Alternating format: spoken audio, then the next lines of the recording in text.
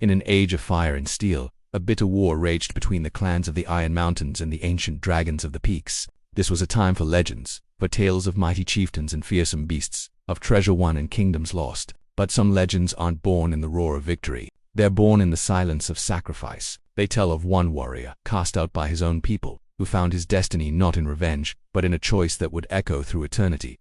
What really makes a warrior a hero? Is it the number of battles they win, or is it the one battle they're willing to lose? This is the story of a man who was called a traitor, an outcast, stripped of his honor and left for dead. But in the eyes of beings far older and wiser than any human clan, he would become something more. He would become a legend. His name was Bjorn Ironwill, and he was once the pride of his clan. In a world carved from stone and ice, where strength was law and mercy was a foreign tongue, Bjorn was a master of the axe and shield. His courage was legend, his loyalty to his chieftain absolute. But a man's heart isn't forged from the same cold iron as his axe.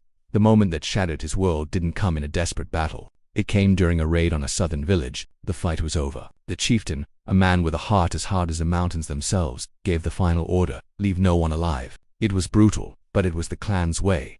As Bjorn moved through the smoldering ruins, he found a cellar. Inside, a woman and her two small children huddled in the dark, their eyes wide with a terror that cut right through his warrior's resolve. He didn't see an enemy. He saw a reflection of his own family. He saw humanity, and he made a choice. He turned away, leaving the cellar door untouched, the secret kept in the silence between his heartbeats. But secrets rarely stay secret. A fellow warrior, hungry for the chieftain's favor, had seen his act of mercy. He didn't report it as compassion. He called it weakness, betrayal. Bjorn was dragged before the council. His father's axe, the symbol of his strength, stripped from him. You have the will of a warrior, the chieftain boomed across the great hall, but the heart of a coward. Your pity has endangered us all. His years of service were forgotten. The clan that had celebrated his victories now scorned him for a single act of conscience. They branded him a traitor, the mark of the outcast seared onto his skin. They didn't kill him. They gave him a fate they considered worse: exile, cast out into the unforgiving wilderness with nothing. The gates of his home slammed shut behind him, a final, brutal sound.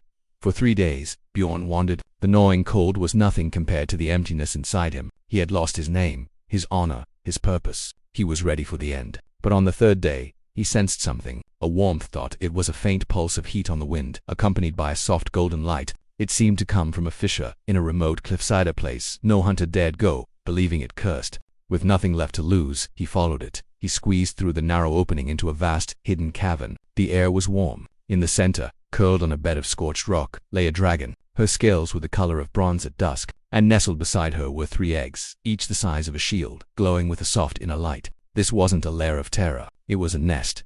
Every instinct screamed at Bjorn to run, but the dragon didn't move, her enormous, golden eyes fixed on him. He saw no malice, no hunger. He saw an exhaustion that mirrored his own. In that shared moment of desolation, the exiled warrior and the mother dragon reached a silent understanding. He was no longer a clan warrior. She wasn't just a monster from a story. They were 2 living beings, trying to survive in a world that had turned on them. And in that moment, Bjorn Ironwill, the outcast, found a new purpose. Weeks turned into a month. The silent pact became a daily ritual. The mother dragon, he came to know her through her quiet, watchful gaze, was weak. Some sickness had sapped her strength, leaving her unable to hunt or warm her clutch. The glow of her eggs was fading, so Bjorn became her hunter. He fashioned crude spears and traps, using the skills his clan taught him, not for pillage, but for protection. He'd drag a kill to the mouth of the cave, a humble offering to a being of immense power. She was wary at first, but hunger won out. In return, she let him share the warmth of her lair, his sanctuary from the cold. He became a guardian.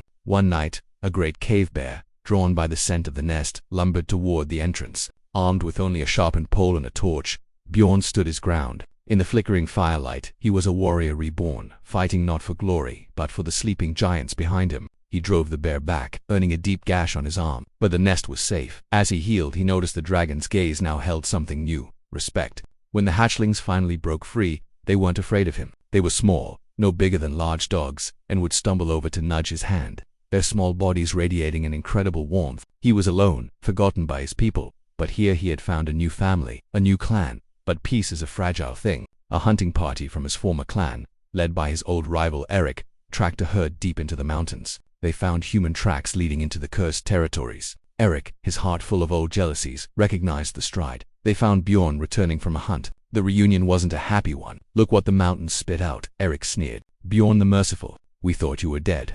Bjorn slowly lowered his kill. Turn back, Eric, he said, his voice low and steady. There's nothing for you here. Eric's eyes glinted. You live well, it seems. What have you found, traitor? Gold. His gaze swept past Bjorn toward the fissure in the cliff, or something more. The choice was on him again, sharp as a blade. He could step aside, let them find the nest, maybe even save himself. But he looked at Eric's greedy face and saw the same violence that burned villagers. He knew what they would do. They would see a weak mother dragon and her hatchlings as trophies. He planted his feet. I said, "There's nothing for you here," he repeated, gripping a simple stone axe he'd made himself. Eric laughed. So, the traitor finds his courage. You'd stand against 5 of your brothers for a pile of rocks. He drew his own gleaming axe. Kill him. The fight was brutal. These were his kin. He knew how they fought, and he used it against them, moving with grim precision. The first warrior fell, surprised by his speed. The second had his shield shattered, but he was outnumbered. A blade sliced his back. Another warrior tackled him. He fought like a cornered wolf, bleeding from a dozen wounds. He managed to disarm Eric, their faces inches apart in the snow. Eric spat. Why defend this barren rock? Because it's my life, Bjorn grunted, and drove his fist into Eric's jaw. He didn't kill them. He broke limbs, shattered shields, and left them beaten. Go, he ordered, his voice a raw whisper. Go back and tell them Bjorn Ironwill is dead. If you ever return, I won't be so merciful. As they limped away, Bjorn knew his victory was temporary. He hadn't just defeated a hunting party. He had declared war on his clan. They would be back, not with 5 men, but with dozens. He stumbled back into the cavern, collapsing near the entrance. The mother dragon lifted her head, her golden eyes seeming to understand everything. One of the hatchlings nudged his bleeding hand with a soft, worried chirp. His clan had branded him a traitor for showing warmth to human children. Now, he had pledged his life to the children of a dragon. He had made his final stand, and he knew, with chilling certainty, it would be his last. The next 2 weeks were a blur of grim preparation. Bjorn reinforced the cave entrance with a rockfall trap and planted sharpened stakes in the snow along the only approach. He spent his final evenings in the quiet warmth of the nest, watching the hatchlings play. He found himself talking to the mother dragon, telling her about his life, his shame, his newfound peace. She would listen, a low rumble sometimes vibrating in her chest, as if in response. The horn sounded at dawn on the 15th day. It wasn't a hunter's call. It was the call of a war party. More than 30 of the clan's fiercest warriors stood in the valley below, led by the chieftain himself. Beside him, his arm in a sling, was Eric, his eyes burning with hate. Bjorn took a deep breath, grabbed his father's axe retrieved from the first fighter and took his position. Bjorn, the chieftain's voice boomed. You have shamed us twice. Stand aside for a quick death. Resist, and your end will be a lesson for generations. Bjorn just raised his axe. This is as far as you go. The assault began. The first wave charged into Bjorn's traps. The rockfall crushed several, while others were impaled on stakes. The charge faltered, but the chieftain drove them forward. They came at him in relentless waves. The narrow entrance was his only advantage, and he used it with brutal efficiency. His axe was a blur of deadly steel. He was no longer just a warrior. He was a force of nature. For hours he held the pass, his blood staining the snow crimson. But there were too many. A crossbow bolt sank into his shoulder. A sword sliced his leg. He was slowing down. He fell to one knee but pushed himself back up, roaring in defiance. A spear from behind finally found its mark, and the world dissolved into white-hot pain. He fell to his knees, his axe slipping from his grasp. His dimming eyes looked past the snarling faces of his clansmen and into the cave. The mother dragon was there, her hatchlings huddled behind her. Their eyes met, and he saw not fear but a profound, heartbreaking sorrow. Live well, he whispered, his last breath a cloud of white in the frozen air. Raise them in peace. And then, Bjorn Ironwill, the outcast, the guardian, knew no more.